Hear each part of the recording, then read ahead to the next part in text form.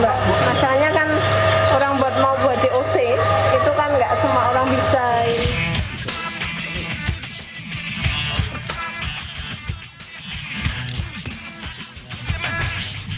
Salah satu keuntungan menonjol yang membuat saya tertarik mendalami bisnis ayam Jawa Super adalah kualitas daging rasa ayam kampung, sedang umur panen tidak beda dengan ayam negeri. Karenanya, untuk hitungan bisnis, ayam hasil persilangan antara jantan Vietnam dan betina broiler ini cukup menggiurkan.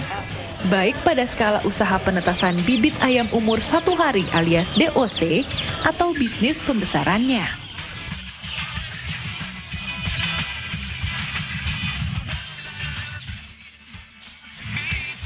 Secara sederhana, pada tingkat usaha pembesaran, setiap 100 ekor ayam Jawa Super dapat menghasilkan untung bersih Rp417.600 tiap siklus panen. Angka tersebut diperoleh dari total pendapatan kotor sebesar Rp1.821.600 dikurangi modal usaha Rp1.404.000. Modal ini berupa pembelian 100 ekor bibit DOC, biaya pakan, vitamin, serta vaksin hingga umur panen ayam selama 60 hari. Bila ingin pendapatan yang diterima banyak dan rutin, maka dapat diatur jumlah dan waktu pemeliharaan.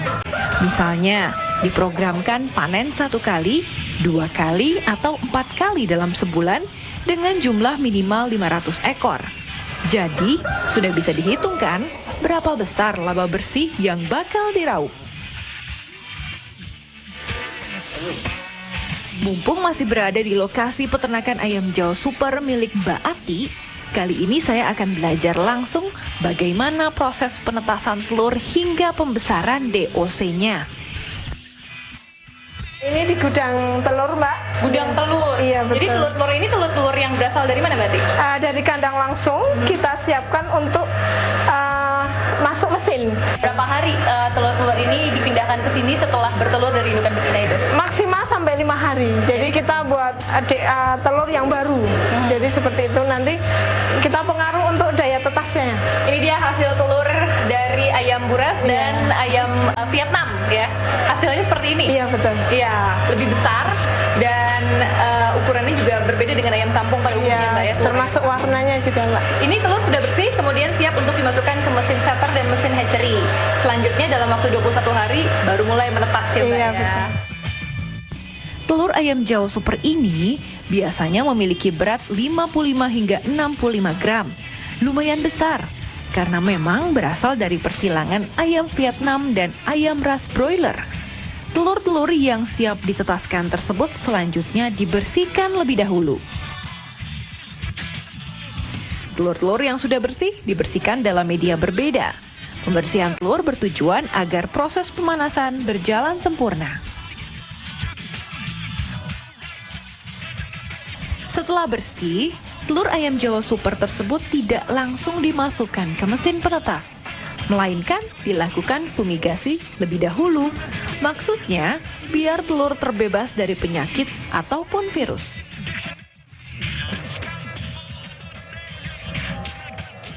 Proses fumigasi ini dilakukan di ruangan tertutup tanpa lampu.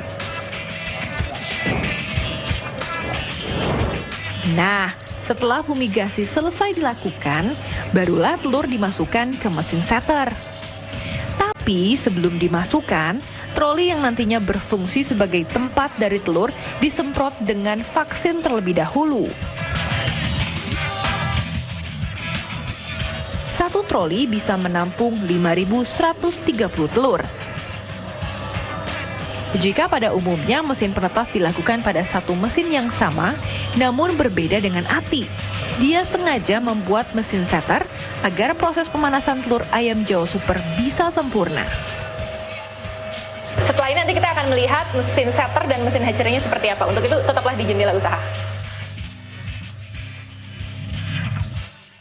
Telur di sini paling tidak sampai 18 hari. Mesin setter milik Ati dijalankan sepenuhnya dengan memakai tenaga listrik. Di dalam mesin tetas itu terdapat pula alat pengatur otomatis yang gunanya mengontrol kelembapan udara dan posisi telur supaya panasnya menyeluruh. Pada hari ke-7, telur-telur yang sudah dimasukkan ke mesin setter tadi dikeluarkan lebih dahulu untuk proses candling. Proses ini dilakukan guna melihat apakah telur-telur tersebut fertil atau tidak. Telur yang gagal menghasilkan anakan ayam dipisahkan, sementara yang fertil dimasukkan kembali ke mesin setter. Ini berapa jumlah telur yang ada di sini, Mbak? 20.000, Mbak. 20.000. Iya. Jadi telur-telur yang baru menetas dalam waktu 5 hari yang dari indukan betina itu langsung ditempatkan di sini? Iya, betul. Jadi kita telur di sini paling tidak sampai 18 hari. 18 hari kemudian menjelang 3 hari menjelang netas kita pindah ke mesin satunya. Mesin hatchery? Iya, pemanasan. iya betul. Kalau mesin setter ini sendiri fungsinya untuk apa? Dia sebagai pemanas, jadi pemanas telur biar embrio itu hidup. Berapa lama ditempatkan di sini? 18 hari. Nah, pada hari ke-19, telur dipindahkan lagi ke mesin hatchery atau penetasan. Di mesin ini, kelembapan udara harus disesuaikan. Pada hari ke-21, barulah masa panen dilakukan. Sebelum panen, telur yang sudah menetas dipisahkan. Lalu, mesin penetasan dimatikan 7 jam setelah masa panen selesai. Selanjutnya, anakan ayam Jawa Super yang sudah menetas dipisahkan ke dalam box khusus. Sebelum dijual, ayam-ayam tersebut sebelumnya diberikan vaksin di bagian mata. Ini dia DOC-DOC yang tadi habis dari mesin penetasan, selanjutnya siap untuk divaksin. Vaksin itu sangat penting dilakukan, terutama untuk DOC-DOC yang siap untuk dikirim ke para peternak. Nantinya matanya akan ditetesi oleh cairan khusus. Kita lihat langsung saja ya, seperti apa sih proses vaksin itu. Nah, Pak Suradi. Ya.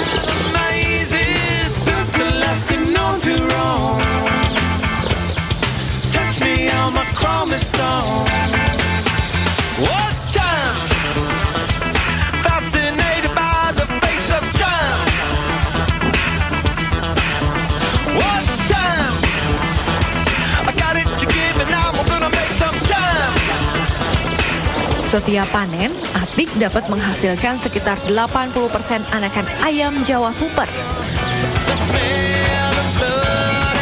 Untuk satu DOC-nya sendiri, harganya itu bervariasi ya Mbak ya? Betul. Bagaimana Mbak menentukannya untuk yang mereka yang mau beli di sini atau yang mereka mau beli di luar Jogja atau di luar Klaten? Pada prinsipnya memang untuk harga itu standar di wilayah kami memang 4.000. Cuman untuk permintaan di luar pulau, nanti biasanya kita tambahkan untuk biaya untuk pengurusan surat-surat sama akomodasinya. Seperti itu. Jadi berapa tuh Mbak? Yang di luar Pulau Jawa berapa? Yang di Pulau Jawanya Kita berapa? biasa kirim ke Pekanbaru itu sampai harga 7.000. 7.000 per ekor DOC-nya? Umur 1 hari, Mbak. 1 hari. Biasanya mereka untuk membeli itu ada minimum ordernya nggak sih Mbak? Minimum kita biasa patok untuk 100 ekor, itu satu box kita tambah ekstra 2 ekor. Dalam 1 bulan itu satu orang bisa 8.000.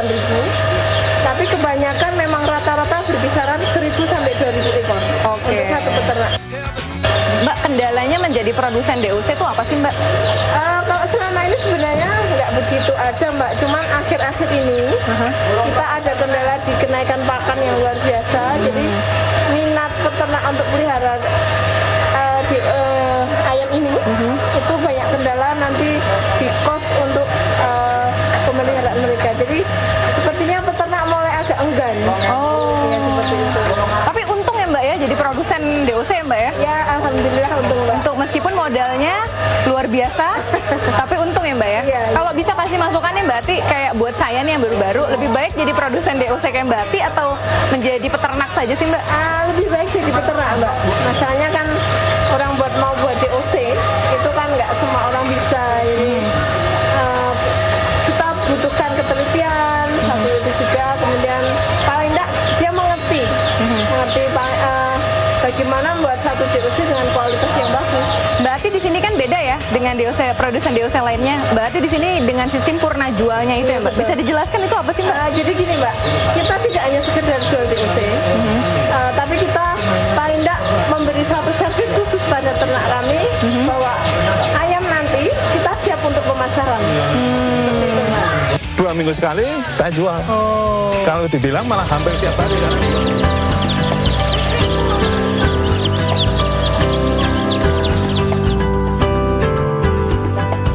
Setelah puas melihat proses pembuatan anakan ayam Jawa Super, saya pun ingin tahu seberapa menarik usaha pembesarannya.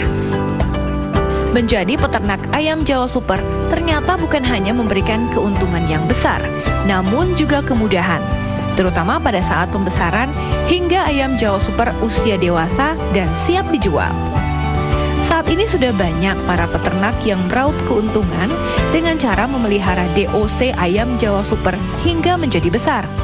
Salah satu peternak yang berhasil mengelola pembesaran ayam Jawa Super adalah pensiunan dari PT Pos Indonesia, Suharyono. Pria yang saat ini memasuki usia 62 tahun ini sudah 1 tahun terakhir memelihara ayam Jawa Super, DOC yang dia dapatkan dari Atik. Siang Pak Haryono. Selamat siang, Mbak. Ini dari jendela usaha. Ya, maaf Lagi ini. sibuk ya Pak ya? Ya, begini tiap hari, Mbak. Jadi Pak Haryono pemilik peternakan ini? Iya, Salah betul, satu Mbak. peternak plasmanya? Iya, dia pelanggan saya sudah 1,5 tahun yang lalu, ya, Mbak. Iya, oke. Oke, aku mau ngobrol-ngobrol sama Pak Haryono ya Mbak ya? Iya, boleh monggo saya Mbak. Keluar dulu? Iya. Terima kasih Mbak Ati ya? Iya, monggo. Oke. Pak, ini kalau aku lihat, ini ayam usia berapa nih Pak? Ini usia kurang lebih 40 hari. Kalau bisa cerita kembali ke belakang Pak, kenapa sih Bapak tertarik untuk membuka peternakan ayam Jawa Super? Emang Bapak backgroundnya peternak Pak? Bukan. Saya itu sebelumnya pensiunan. Jadi kalau udah pensiun orang sudah nggak kepake kan. Jadi saya sudah pensiun 5 tahun di Bandung. Ternyata saya kok lama-lama kayak stres. Nganggur, nggak seneng nonton TV sampai jenuh. Hari-hari cuma begitu, akhirnya saya kembali ke kampung, ada saudara yang menyarankan memelihara ini. Ayam Jawa Super. Jawa Super. Nah, saya tertarik, saya nggak tunggu-tunggu langsung begitu survei langsung pesen. Oh, Kenal lah Mbak Ati itu. yang menyediakan DOC. Ya, yang menanya DOC. Jadi Pak Haryono tuh tidak niat dari masa pensiun udah mau beternak. Ini idenya tiba-tiba dapat ketika mendapatkan informasi dari saudara begitu. Iya, nah itu Kenapa Mbak. sih Pak memilih ayam Jawa Super Pak? Kenapa nggak ayam-ayam biasa saja? Ayam kampung, ayam boy. Kalau ayam kampung ini jelas perkembangannya lambat Mbak. Terus keduanya juga cari bibitnya susah. Kalau ayam broiler, mohon maaf ini kotorannya bau sekali. Kalau saya piara di rumah begini kan mengganggu lingkungan, nanti bisa dikomplain tetangga. Kalau ini Jawa Super ini ada kelebihan bahwa kotorannya ini nggak terlalu menyengat ya. Mbak coba sendiri kan nggak terlalu. Tidak terlalu bau. Iya bau kan, bau memang bau tapi nggak terlalu bau sehingga tidak mengganggu lingkungan. Cepatnya masa pertumbuhan dan pembesaran ayam Jawa Super membuat keuntungan setiap panennya sangat menjanjikan. Selain itu, bukan hanya ayam hidup dan karkas yang diminati, namun telur dari ayam Jawa Super juga banyak diminati. Saat ini, Suharyono masih menjadi peternak ayam Jawa Super dengan fokus pada pembesaran. Hal ini bukan hanya lebih ekonomis, namun juga bisa menjadi pembelajaran jika nantinya para peternak tertarik untuk menjadi produsen DOC ayam Jawa Super. Saya hanya modalnya itu awalnya hanya beli batako 200 biji, terus beli bambu 20 batang, udah sama asbes. Berapa tuh kira-kira yang awalnya dikeluarkan? Awal itu sekitar 300.000. 300.000 Iya. untuk satu kandang, belum Satu kandang, semuanya. ya. Enggak, Ini kan- sudah letter L ini? Bukan, kandang saya awal itu karena kandang saya itu pakai atapnya sudah ada. Pakai teras, manfaatkan teras yang nggak kepake. Bekas dapur dulu zaman ibu saya, itu saya pakai kandang sekarang. Oke, jadi secara bertahap akhirnya Bapak membesarkan kandang Bapak? Iya, Tapi kandang. idealnya untuk dulu sih kecil saja gitu ya? Ya, untuk awalnya kecil supaya kita juga apa ya tahu ada pengalaman, terus makin lama tahu apa ya ayam itu bagaimana cara pemeliharaan yang baik, paling cocok bagaimana perlakuannya itu. Sampai akhirnya Bapak kan baru setahun nih Pak ya? Ya. Sampai akhirnya bertahap membesarkan kandang itu karena ternyata memang jumlahnya sudah semakin banyak atau Bapak menginginkan untuk peternakan Bapak ini dibesarkan saja begitu? Saya memang setelah mencoba 500 terus tambah lagi 1000 rasanya kok kurang, kandang saya kurang juga tanggung amat saya melihara cuma 1000 itu loh Mbak. Terus saya tambah lagi kandang Sehingga sekarang itu kandang saya berkapasitas kurang lebih 2000-an ekor lah. Dari yang cuma 500? Dari yang 500 ya. Wow. Tadi yang 500. Itu setahun ya Pak ya bisa berkembang seperti itu ya Pak ya? Apa sih Pak yang membuatkan ayam Jawa Super ini cepat sekali perkembangannya Pak? Karena ini konsumsinya itu konsumsi menengah ke atas, jadi tidak di pasar-pasar itu, tapi mereka masuk rumah makan yang besar-besar itu. Jadi harganya juga beda. Ya beda dan ayam biasa, ayam potong itu beda. Idealnya berapa DOC yang dibeli Pak untuk awal? Ya kalau awal itu sebaiknya sekitar 500-an aja dulu. Nanti kalau sudah cukup untuk itu. Pak, Bapak kan tadi bilang bisa menjual 1000 ya Pak ya? Ya. Kalau kita bicara omset Pak, untuk periode panennya sendiri, Bapak tuh setiap panen bisa menghasilkan berapa sih Pak? Tergantung, pertama tergantung harga pakannya, keduanya tergantung juga harga jual ayamnya. Kalau ayam 1000, sekitar 1000 itu ya mungkin sekitar dapatnya itu untuk ayam 1000 itu sekitar 2 juta rata-rata untuk 60 hari. 60 hari 2 juta. 2 juta. Tapi saya melihatnya bertahap loh Mbak. 600, 2 minggu lagi beli 600, 2 minggu lagi saya 600, 2 minggu 600, sehingga tiap 2 minggu sekali? 2 minggu sekali saya jual. Kalau dibilang malah hampir tiap hari, karena jual itu prosesnya seminggu baru selesai. Hampir tiap hari saya jual. Pak, kalau ongkos produksinya sendiri, hitungannya itu per bulan atau per periode sih Pak? Pakan, vaksin, vitamin, ya Pak ya, listrik gitu. Ya, kalau saya hitungannya gimana? Hitungannya per periode, per kelompok itu loh. Per kelompok. Misalnya saya beli DOC 1000, nah itu saya catat DOC-nya 1000 berarti 4 juta. Terus pakannya habis 36 karung, 36 kali 250 sudah 9 juta. Tuh, iya jangan kaget. Besar ya Pak ya? Iya, itu. Nah, nanti vitamin dan sebagainya sekitar 500.000. Jadi total itu kalau 1000 itu kurang lebih ya hampir 14 juta lah. 14 juta untuk satu periode. Tapi kalau misalnya kita fokus setiap 2 minggu, insya Allah bisa panen ya Pak ya? Bisa panen ya. Kalau kita fokus dan konsentrasi begitu Pak ya? Dan kita tidak harus menyediakan 14 juta begitu. Kalau 2000 tidak harus 28 juta. Sebab yang DOC kecil makannya kan masih sedikit. Jadi mensubsidi itu, subsidi silang lah. Bisa berimbang ya Pak berimbang, ya? Jadi nggak terlalu nanti kalau sudah umur sebulan lebih itu baru mulai kenceng makannya itu. Pak, kasih tips dong buat pensiunan nih yang bingung nih Pak, kayak Bapak kan bingung nih, usaha apa nih setelah bekerja begitu? Ya untuk rekan-rekan, khususnya rekan-rekan para pensiunan seperti saya ini, kalau mau coba usaha, misalnya usaha seperti saya, silahkan, karena itu sangat menjanjikan. Di samping memberikan ya keuntungan biar sedikit tapi rutin, menjadikan bagi saya itu hiburan sehat. Sebab saya bisa ada kesibukan, tidak nganggur tiap hari, jenuh nganggur itu Mbak, rasanya nggak enak. Dan kecuali itu jika kita bisa ya boleh dibilang bermain-main dengan ayam tiap hari. Dan yang penting untung ya Pak ya? Nah itu untung itu ya, untung itu yang utama. Mungkin bincang-bincang saya tadi dengan Pak Haryono, seorang pensiunan yang sukses mengelola peternakan ayam Jawa Super. Ternyata dengan konsentrasi dan fokus, kita bisa juga kok menghasilkan ayam-ayam Jawa Super yang banyak dan sempurna. Itu dia tadi bincang-bincang saya dalam edisi Jendela Usaha kali ini. Kita bertemu lagi di edisi Jendela Usaha lainnya. Saya Yusra, sampai jumpa. Terima kasih Pak. Ya, terima kasih Pak.